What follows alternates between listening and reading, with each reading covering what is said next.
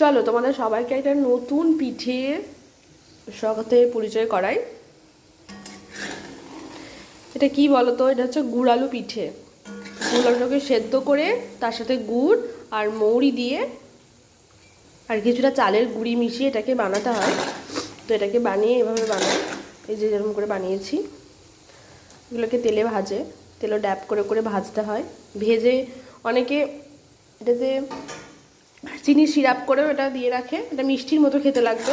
আবার এটাকে অনেকে ভাজাও খেতে পছন্দ করে, যেমন আমি এটা ভাজা খেতে পছন্দ করি, আমার মিষ্টিটা খুব একটা ভালো লাগে না। আর এই কড়াইটা দেখে কেউ ভেবো না এত কালো কেন, এটা লোহার কড়াই, এটা এরকমই দেখতে হয়।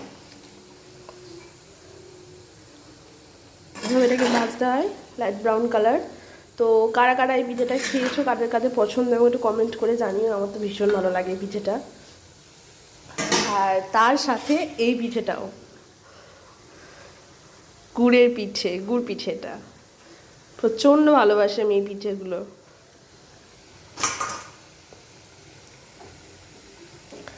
এটা প্রায় হয়ে এসেছে, তা তুলতে হবে। আমাদের বাড়িতে এই সবগুলো একটু কড়া ভাজায় পছন্দ করে, তাই এইভাবে ভাজলাম এটা একটু কড়া করে। আর এটা কড়া করে ভাজলেই বেশি খেতে ভালো লাগে, মুচমুচে খেতে লাগে। এই যে আগেরটা একটু বেশি কালো হয়ে গেছে, মায়ের কাছে ঝাড় খাবো। এই যে, তো চলো টাটা।